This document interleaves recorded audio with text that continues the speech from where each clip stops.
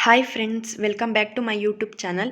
ಯಾರೆಲ್ಲ R P ಎಫ್ಗೆ apply ಮಾಡಿದ್ದೀರೋ ಅವ್ರಿಗೆ ಆಲ್ರೆಡಿ ಮೆಸೇಜ್ ಬಂದಿರುತ್ತೆ.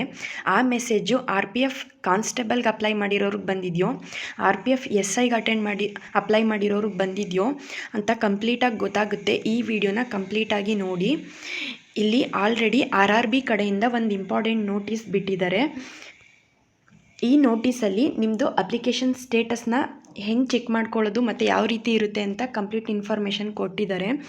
ಇಲ್ಲಿ ನಿಮ್ಮ ಅಪ್ಲಿಕೇಶನ್ ನೀವು ಹಾಕಿರ್ತೀರಲ್ಲ, ಅಲ್ಲಿ ನಿಮ್ಮ ಅಪ್ಲಿಕೇಶನ್ ಏನಾದರೂ ಪ್ರಾವಿಷನಲಿ ಅಕ್ಸೆಪ್ಟೆಡ್ ಅಂತ ಬಂದಿದ್ದರೆ ನಿಮ್ಮ ಅಪ್ಲಿಕೇಶನ್ನು ಕಂಪ್ಲೀಟಾಗಿ ಅಕ್ಸೆಪ್ಟ್ ಆಗಿದೆ ಅಂತ ಅರ್ಥ. ಇನ್ನು ಸೆಕೆಂಡ್ನೇದಾಗಿ, ನಿಮ್ಮ ಅಪ್ಲಿಕೇಶನ್ ಏನಾದರೂ ಪ್ರಾವಿಷನಲಿ ಅಕ್ಸೆಪ್ಟೆಡ್ ವಿತ್ ಕಂಡೀಷನ್ಸ್ ಅಂತ ಏನಾದರೂ ಬಂದಿದ್ದರೆ, ನಿಮ್ಮ ಅಪ್ಲಿಕೇಶನ್ ಹಾಕಿರೋದ್ರಲ್ಲಿ ಏನಾದರೂ ನೀವು ಮಿಸ್ಟೇಕ್ಸ್ ಮಾಡಿರ್ತೀರ, ಏನೋ ಒಂದು ತಪ್ಪು ಮಾಡಿರ್ತೀರ, ಇಲ್ಲಾಂದರೆ ನೀವು ಕೊಟ್ಟಿರೋ ಇನ್ಫಾರ್ಮೇಷನ್ ಸರಿ ಇರಲ್ಲ ಅಂತ ಅದಾಗಿರುತ್ತೆ. ಮತ್ತು ಥರ್ಡ್ ಒನ್ನು ರಿಜೆಕ್ಟೆಡ್ ಅಂತ ಏನಾದರೂ ಶೋ ಆದರೆ ನಿಮ್ಮ ಅಪ್ಲಿಕೇಶನ್ ಕಂಪ್ಲೀಟಾಗಿ ರಿಜೆಕ್ಟ್ ಆಗಿದೆ ಅಂತ ಅರ್ಥ. ಇಷ್ಟು ಇನ್ಫಾರ್ಮೇಷನ್ನ ಆರ್ ಆರ್ ಬಿ ಕಡೆಯಿಂದ ಒಂದು ಇಂಪಾರ್ಟೆಂಟ್ ನೋಟಿಸ್ ಆಗಿ ಬಿಟ್ಟಿರ್ತಾರೆ. ಬನ್ನಿ ಇವಾಗ ನಿಮ್ಮದು ಅಪ್ಲಿಕೇಶನ್ ಸ್ಟೇಟಸ್ನ ಯಾವ ರೀತಿ ಚೆಕ್ ಮಾಡೋದು ಅಂತ ತಿಳ್ಕೊಳ್ಳೋಣ. ಈ ಒಂದು notice R P F S ಐಗೆ ಯಾರೆಲ್ಲ ಅಪ್ಲೈ ಮಾಡಿರ್ತೀರೋ ಅವ್ರಿಗಾಗಿ ಬಿಟ್ಟಿರೋ ಅಂಥದ್ದು.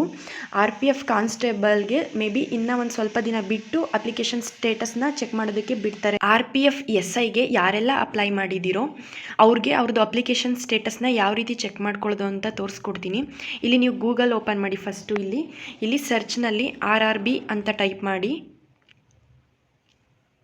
ಆರ್ ಆರ್ ಬಿ ಅಂತ ಟೈಪ್ ಮಾಡಿದ್ಮೇಲೆ ನೀವು ಇಲ್ಲಿ ಸೆಕೆಂಡ್ ಆಪ್ಷನ್ ಬರುತ್ತೆ, ಆರ್ ಆರ್ ಬಿ ಹೋಮ್ ಅಂತ. ಇದ್ರ ಮೇಲೆ ಕ್ಲಿಕ್ ಮಾಡಿ. ಅದ್ರ ಮೇಲೆ ಕ್ಲಿಕ್ ಮಾಡಿದ್ರೆ ಇಲ್ಲಿ ಅಪ್ಲೈ ಅಂತ ಆಪ್ಷನ್ ಕಾಣಿಸ್ತಿದೆಯಲ್ಲ, ಇದ್ರ ಮೇಲೆ ಕ್ಲಿಕ್ ಮಾಡಿ. ಇಲ್ಲಿ ಆಲ್ರೆಡಿ ನಿಮ್ದು ಅಕೌಂಟ್ ಓಪನ್ ಆಗಿರುತ್ತೆ, ಸೊ ಹಾಗಾಗಿ ಆಲ್ರೆಡಿ ಹ್ಯಾವ್ ಆ್ಯನ್ ಅಕೌಂಟ್ ಅಂತ ಕ್ಲಿಕ್ ಮಾಡಿ. ಇಲ್ಲಿ ಕ್ಲಿಕ್ ಮಾಡಿದ್ಮೇಲೆ ಇಲ್ಲಿ ನೀವು ಅಪ್ಲಿಕೇಶನ್ ಹಾಕುವಾಗ ಯಾವ ನಂಬರ್ ಹಾಕಿರ್ತೀರ ಅದನ್ನು ಇಲ್ಲಿ ಹಾಕಬೇಕಾಗುತ್ತೆ. ಮತ್ತು ಪಾಸ್ವರ್ಡು ನೀವೇನು ಪಾಸ್ವರ್ಡ್ ಕೊಟ್ಟಿರ್ತೀರ ಅಲ್ಲಿ ಬ್ರೌಸಿಂಗ್ ಸೆಂಟ್ರಲ್ಲಿ ಅದನ್ನು ಕೊಡಿ. ಮತ್ತು ಇಲ್ಲಿ ಕೆಳಗಡೆ ಕ್ಯಾಪ್ಚಾ ಕೊಡು 3223 ಅಂತ ಇದೆಯಲ್ಲ, ಇದನ್ನು ಫಿಲ್ ಮಾಡಿ. ನಾನಿವಾಗ ಇದನ್ನ ಫಿಲ್ ಮಾಡ್ತೀನಿ. ನಾನಿಲ್ಲಿ ನನ್ನ ಮೊಬೈಲ್ ನಂಬರು, ಪಾಸ್ವರ್ಡು ಮತ್ತು ಇಲ್ಲಿರೋ ಕ್ಯಾಪ್ಚಾ ಕೋಡ್ನ ಎಂಟ್ರಿ ಮಾಡಿದ್ದೀನಿ. ಅಕಸ್ಮಾತ್ ನಿಮ್ದೇನಾದರೂ ಪಾಸ್ವರ್ಡ್ ನೀವೇನಾದರೂ ಮರ್ತೋಗಿದ್ರೆ ಇಲ್ಲಿ ಫರ್ಗಟ್ ಪಾಸ್ವರ್ಡ್ ಅಂತ ಇದೆಯಲ್ಲ, ಇದ್ರ ಮೇಲೆ ನೀವು ಕ್ಲಿಕ್ ಮಾಡಿಕೊಂಡು ನಿಮ್ಮ ಪಾಸ್ವರ್ಡ್ನ ನೀವು ರಿಕವರ್ ಮಾಡ್ಕೋಬೋದು. ಇವಾಗ ಲಾಗಿನ್ ಅಂತ ಕ್ಲಿಕ್ ಮಾಡೋಣ. ಲಾಗಿನ್ ಅಂತ ಕೊಟ್ಟಮೇಲೆ ಈ ರೀತಿ ಪೇಜ್ ಓಪನ್ ಆಗುತ್ತೆ. ಇವಾಗ ನೀವು ಇಲ್ಲಿ 3 ಲೈನ್ಸ್ ಕಾಣ್ತಿದೆಯಲ್ಲ, ಇದ್ರ ಮೇಲೆ ಕ್ಲಿಕ್ ಮಾಡಿ. ಹಾಗೆ ಇಲ್ಲಿ ಥರ್ಡ್ ಆಪ್ಷನ್ ಇದೆಯಲ್ಲ, ಅಪ್ಲಿಕೇಶನ್ ಹಿಸ್ಟರಿ, ಇದ್ರ ಮೇಲೆ ಕ್ಲಿಕ್ ಮಾಡಿ. ಇಲ್ಲಿ ಬಂದಿದೆ ನೋಡಿ, ಇಲ್ಲಿ ಡೀಟೇಲ್ಸು ಇಲ್ಲಿ ಬಂದಿರುತ್ತೆ. ಇಲ್ಲಿ details R P F S I ಅಂತ ಇಲ್ಲಿ ಕಾನ್ಸ್ಟೇಬಲ್ ಮಾತ್ರ ಇದೆ. ಇದ್ರದ್ದು ಇನ್ನೂ ಡೀಟೇಲ್ಸ್ ಬಿಟ್ಟಿಲ್ಲ. ಇದ್ರದ್ದು ಅಪ್ಲಿಕೇಶನ್ ಸ್ಟೇಟಸ್ ಇನ್ನೂ ಬಿಡುಗಡೆ ಮಾಡಿಲ್ಲ, ಲೇಟಾಗಿ ಬರುತ್ತೆ. ಇವಾಗ ಇಲ್ಲಿ ಆರ್ ಪಿ ಎಫ್ ಎಸ್ ಐಗೆ ಅಪ್ಲೈ ಮಾಡಿರೋರಿಗೆ ಸ್ಟೇಟಸ್ ಬಂದಿರುತ್ತೆ. ಅಪ್ಲಿಕೇಶನ್ ಸ್ಟೇಟಸ್ ಅಂತ ಇದೆಯಲ್ಲ, ಇದರಲ್ಲಿ ಅಕ್ಸೆಪ್ಟೆಡ್ ಅಂತ ಇದ್ದರೆ, ಪ್ರಾವಿಷನಲಿ ಅಕ್ಸೆಪ್ಟೆಡ್ ಅಂತ ಇದ್ದರೆ ನಿಮ್ಮದು ಕಂಪ್ಲೀಟಾಗಿ ಅಕ್ಸೆಪ್ಟ್ ಆಗಿದೆ ಅಂತ ಅರ್ಥ. ನಿಮ್ಮದು ಪ್ರಾವಿಷನಲಿ ಅಕ್ಸೆಪ್ಟೆಡ್ ವಿತ್ ಕಂಡೀಷನ್ಸ್ ಅಂತ ಇದ್ದರೆ ನೀವೇನೋ ಮಿಸ್ಟೇಕ್ಸ್ ಮಾಡಿರ್ತೀರ ಅಂತ ಅರ್ಥ. ಅಕಸ್ಮಾತ್ ನಿಮ್ಮದು ರಿಜೆಕ್ಟೆಡ್ ಅಂತ ಏನಾದರೂ ಇದ್ದರೆ ನಿಮ್ಮದು ಕಂಪ್ಲೀಟಾಗಿ ರಿಜೆಕ್ಟ್ ಆಗಿದೆ ಅಂತ ಅರ್ಥ.